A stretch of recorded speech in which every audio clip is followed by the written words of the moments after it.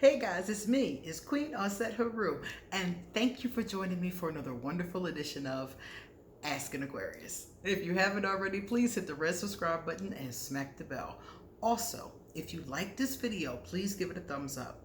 Pass it on to somebody else who might like it too, and drop us a positive comment in the comment section. I love reading your comments when I wake up in the morning. So, all right, guys, I got to talk to y'all about something that I think a lot of people overlook. And I think this is extremely important. To me, it's the number one thing you can do, and probably one of the easiest things to tweak too when you're trying to manifest. Let me explain. I was talking to a gentleman the other day. He's a very nice guy. He's a Taurus. And he told me that he wants to create a better life. There are some things in his life, in his past, that he's not proud of. He went to jail. He had some problems with alcohol. And now, here we are 15 years later, he's really trying to clean up his life. He wants to manifest a business. He wants some good things. He wants to put in the work to have some good things in life. He wants a wife. He wants a family. He wants a 401k. He wants some pretty things that have to do with security and stability, money, finances, things like that. And he said to me that he is doing everything he can to work the law of attraction. He's doing everything he can to practically work as well, as far as like he has the certificates that he needs for this business that he wants to open, and the paperwork and the business plan and all this other stuff that went over my head. But he has it all. He has everything that he needs. And he said for some reason in his life, every time he takes 2 steps forward, he gets knocked 2 steps back. Or 1 step forward, he gets knocked 2 steps back. Or 2 steps forward and he gets knocked 3 steps back. He said it doesn't matter what he does, for some reason, he keeps getting knocked back, or he doesn't make as much forward movement as he expects to. So I said, all right. I sat down with him. I was doing his cards. And the first thing I saw, as soon as I pulled the first 3 cards, I saw that he is not always the best to other people. He's nice. He's not an awful person, especially at this point in his life. But when somebody makes him mad, somebody cuts him off in traffic, his girlfriend gets on his nerves, when something happens that he doesn't like, he doesn't always respond in the most mature way. He is what I would call petty Smurf, okay? For any of you who don't remember that old show called The Smurfs, it was out when I was a kid, so some of y'all might not remember it. You might be older than me or younger than me, but The Smurfs it was a big franchise. As a matter of fact, they even had a couple movies come out in recent years. Anyway, the Smurfs were these little blue people, and each one was named after their talent. So whatever they were good at, or whatever they did the most, or whatever was their personality, that was their name. So there's Papa Smurf, Greedy Smurf, Grumpy Smurf, Vanity Smurf. These are their personalities. So their personality, then Smurf. He's what I would call petty Smurf, okay? Because he does petty shit. Let me tell you, he said his girlfriend, after I saw this in the cards, I started asking him questions, and he kept it clean with me. He told me the truth. He said his girlfriend pissed him off one day, so he hid her car keys, and she was late for work. Stuff like that. He gets into arguments frequently, very frequently from what he said, on the internet and in chat groups and, Tinder and little things like that. He said he has he called his personality, I think he said it was abrasive at times, because I found him to be nice. I really did. And I think what it is, like I said before, is that when you rub him wrong, the other guy comes out. When you cool, you meet the nice guy. And when you rub him wrong, Mr. Hyde comes out and Dr. Jekyll goes and hides somewhere. So he said to me, he admitted these things to me, that he was petty at times, and that, he isn't always the kindest to people. When they make it mad or upset him, he'll cuss somebody out in a minute, He said a bunch of different other things like that along those same lines. And I said, well, this is your problem right here. The number one problem, and I'm gonna say number one or number two, let's put it like that, because I'm thinking that it might be some other things that can mess this up too. But one of the number one things that stops people from manifesting, especially when you're using the law of attraction, is having bad karma. You got to understand what you're doing. When you're working the law of attraction, you're working with energy. You're not just hocus pocus woo woo. You're working with energy, the same energy that makes mountains, the same energy that creates planets. You're working with creation, manifestation energy. So if you're trying to manifest a new job or a new car or a new relationship or something good into your life, but and this is one of the things he said too, he lies sometimes. Okay, so you're lying, you're being petty, you're doing little small things, not major things like he used to, the things that got him arrested, but still little small things that are personality flaws. And he says sometimes he lies. He doesn't lie for no reason, but he said that sometimes to get out of things with his girlfriend or with his mother, he might tell a lie here and there. And like I told him, if you're working with energy, you have to realize that when you're working with energy, you have good energy, you have bad energy, and you have neutral energy. If you're trying to create good energy in your life, the smartest thing to do is stay away from creating bad energy. Stay away from creating bad karma. So if you're lying, hiding people's keys, being petty smurf, doing stuff like that, you're counteracting the positive energy. Because I asked him, well, what do you do? He said, I have a vision board. I do affirmations for my business. You know, he was like, I visualize myself in the business. And I'm like, well, you're doing all of these great, you know, law of attraction, positive energy type things to attract this to you. But then on the flip side, you're messing up your karma. You already got bad karma from the stuff you was doing in the past that you're still, according to him, still making up for. And then on top of it, you're putting out more negative energy by doing petty things and lying and doing little stupid stuff. And I'm like, you are basically neutralizing the energy that you're creating. You're creating all this positive karma, all this positive energy, and then the next day doing something that's stupid and causing bad energy and bad karma. So attraction is about build up. It's about something, the vibration of something becoming so strong that it comes to you. It has no choice. It's like a magnet. That's why they say attraction. It has no choice but to come to you. So here you are building up this positive energy, and then the next day popping a balloon with some negative energy.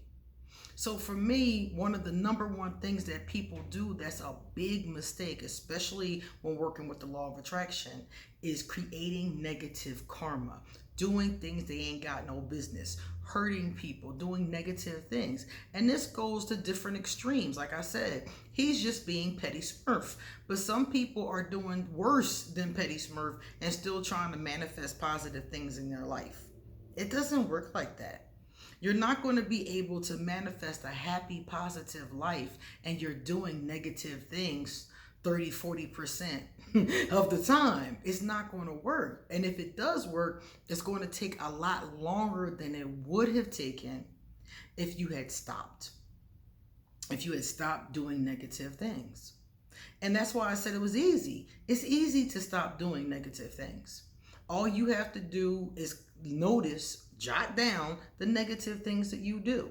When I asked him questions, he was able to tell me the stuff that he did. He knows what he's doing that he has no business doing. He already knew before he even asked me. So the thing is to stop doing those things. Stop being petty online. When somebody tries to goad you into an argument, discontinue the conversation. I never argue with people online. I personally find it to be beneath me. I do. I find it to be beneath me to argue with people that I don't even know about some shit that I probably don't even care about. I'm just like, argue with you? I don't even know you. Like, I reserve arguing for people that I really care about and have no other choice. I'd rather talk it out if I can. But if I have to argue, it's damn sure not going to be with somebody I don't even know. So that's one. Stop being petty. You know, your girlfriend upset you. Why you hide that girl keys? Make her late for work and she got to pay the other half of the bills. So if her check is docked, guess who picking up the slack from the other half of the bills? So my thing is, you know the negative things that you do. So if you're trying to manifest a happy life, a good life, stop doing negative things. And I think that I don't hear a lot of people talking about that, but I think that's one of the biggest reasons why a lot of people don't manifest their goals. Also, on the same line about being, doing negative things is being around negative people, engaging in negative discourse. I remember times when I would come into a room and people would be talking about something, anything, and just being very negative and malicious about it, and me feeling sick. Like, ugh. Those are the kinds of people that you want to limit your interaction around. Again, you're trying to build up a powerful, strong, positive vibration. So you want to have positive thoughts, positive actions, positive behavior, positive character, positive people around whenever possible, positive situations, environment whenever possible. So if you're trying to create something, and trying to manifest something, and you're like, Queen, I do mess up sometimes. I do cuss out. I do cuss out my husband. I do lie to my mama. I did steal my cousin Ray Ray's skates. If you know there are things that you do, big or small, and you want to manifest a better life, the first thing you should do is stop doing those things. Okay? So I wanted to put that out there because I don't hear a lot of people talking about that. When they talk about the law of attraction, they talk about visualization. They talk about, vision boards. I hear all kind of stuff like that. I hear even some people talk about other forms of manifestation, such as candle magic and things like that. I hear people talk about manifestation all the time in the spiritual community, but I rarely hear people talk about not doing negative things to people. I hear it here and there. Some people have said it, but I don't hear it as much as the other things, So, and somebody asked me once, they said, what about when you hurt somebody and it's unintentional? If you unintentionally hurt somebody, that is not bad karma. Bad karma is when you intentionally do things that are negative to yourself or namely to other people. So if somebody tells you you hurt their feelings because you didn't call them last Tuesday or you forgot their birthday and it wasn't something that you did intentionally to be smart, then that is not going to go against your karma. It wasn't like you tried to hurt the person. The things that really bother your karma are the intentional things that you do. It's your actions. That is what comes back to you. So if you do negative things to people, big or small, those negative things come back to you.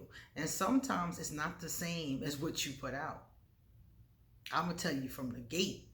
And I know this to be true because in my own life, I've done things to people and they've come back to me. Maybe not the same exact way, but something similar or something worse came back to me. I've seen people who've done things to me fall. Matter of fact, all of them. I've watched them fall. And I didn't lift a hand. I just watched their own karma unravel their lives.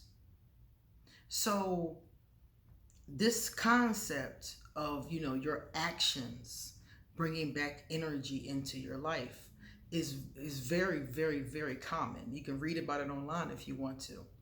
And sometimes people say to me, well, this person did this and they didn't get it back. You don't know what happened to those people. You don't know what they're experiencing. Just because from the outside looking in, you don't see, that doesn't mean they're not dealing with health problems. That doesn't mean they're not dealing with infertility, loss of finances, problems at home, mental health issues. You don't know how that karma is coming back into your life because you're not living their life. People hide and pretend very well. So just because you think a person's karma isn't coming back to them, people always tell me that, oh, my cousin Boo Boo did this and nothing happened. How you know? You don't really know what's going on in Boo Boo's life. I remember, I'll end on this note. I had an old supervisor one time, and she was really a bitch. Quite frankly, she really had a nasty attitude, and she did not really help us, the workers, when something went wrong. If you went to her and told her something was wrong, 9 times out of 10 she was going to side with management, and she wasn't going to help you. And that's just the way it was. So she did that, for a good majority of her career at this organization. And then one day something popped off, and whoever was supposed to help her didn't help her. And guess who got fired? So my thing was that, okay, she got fired like 7 years later. And she had done several things to several different people. She didn't do her job, number one, and also was supposed to be helpful in these situations as the advocate, and didn't on several different occasions over a number of years. And finally, at the end of that, she loses her job and loses her ranking and her prize position. So karma doesn't always come back that moment. It's not always instant. Sometimes they say it happens throughout your life, and sometimes they say it comes back in another life. But the point is that generally speaking, it's usually the energy that's going on right now. So if you want to create a better life, think about how you treat other people. Do you use people for sex? Do you use people for money? Do you talk down to people? Think about how you really treat people. How do you treat the janitor at your job? Do you walk by him and not even notice him like he doesn't exist? Think about how you really treat average, everyday people. Because the easiest way to accrue good karma is to treat people good. And not just treating them good because you want good karma, but treating them with compassion and treating them good from your heart. You can't do spiritual things because you want something back. Even though it is true that to be kind to people is the easiest way to get good karma, you have to do it because you really feel it. Now, if at first you don't feel it, sit and think and talk to yourself about how you want to be treated. The better you treat others, the better your karma will be. The higher your vibration, the better for you to manifest. You see? It's all connected. So it's time for me to get going. If you like this video, please give it a thumbs up and let me know in the comment section what you think. Are you good to people? Pretty simple question, right? All right, guys. If you would like to get a reading done, please email me and I'll be so happy to help you out. See you later.